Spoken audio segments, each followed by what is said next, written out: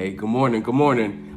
It's October 2nd, day number 2. I'm not a speaker, I'm a teacher. I'm not a speaker, I'm a teacher. Bars. Hey, but honestly, I'm still a little bit under the weather, but I'm feeling a lot better.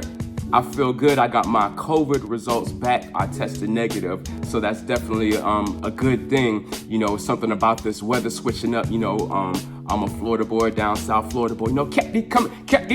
Nah, let me stop.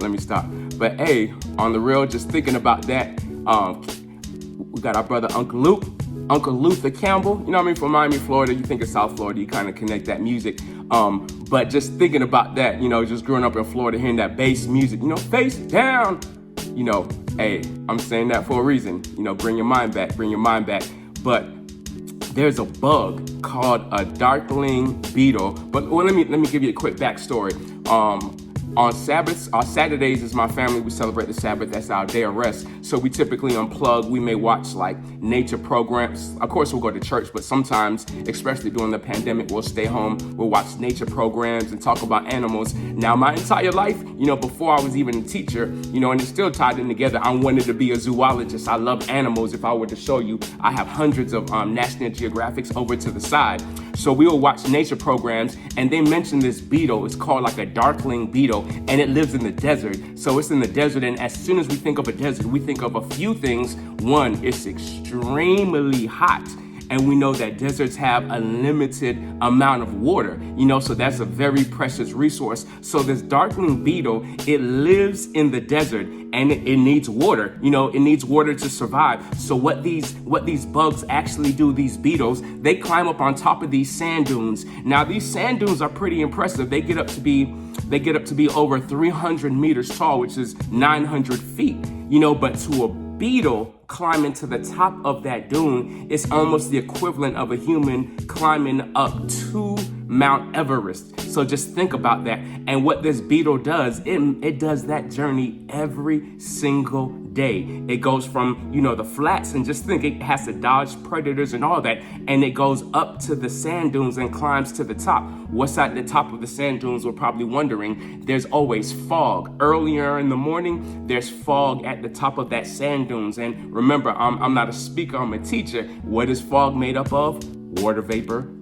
So these bugs, these beetles, they climb to the top of the sand dunes and they literally go face down, their bottoms up in the air, and that's awkward.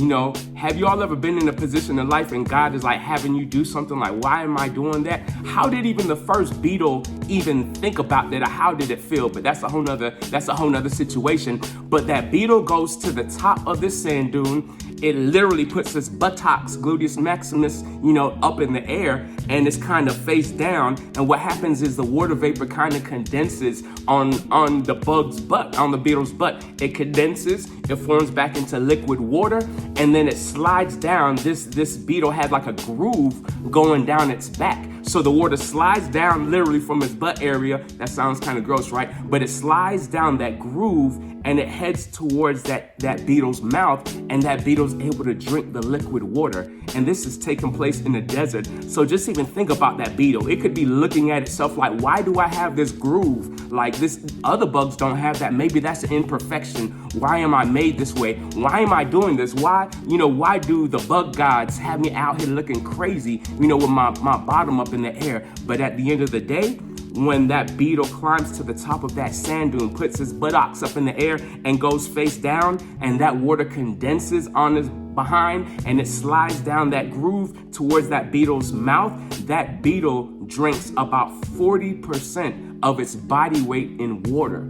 So in the desert, you know, a place known for extreme heat, a place known for, you know, water is a scarcity, you have an insect drinking 40% of its body weight in water every single day, something that it needs to sustain its life. How does it get it? It's willing to be in that awkward position. You know, it's willing to, look crazy. It's willing to embarrass itself. How many times have I felt that way? You know, doing things out of maybe my comfort zone, you know? Mercy. How many times do we do things outside of our comfort zone, do it to the best of our abilities, or feel we're looking crazy, or God's setting us up like, God, I don't know what you're doing, but God has a plan. We're designed the way we are. Even if we think we have imperfections like that groove on that beetle, we're designed the way that we're designed. We're equipped with what we need to survival, and not to only survive, but to thrive. Just think, in a desert, a place where water is such a scarcity, this little darkling beetle is getting 40% of its body weight in water every single day. Man, I hope y'all receive something from that. Remember, I am a teacher, not a speaker. Day number 2, let's get it.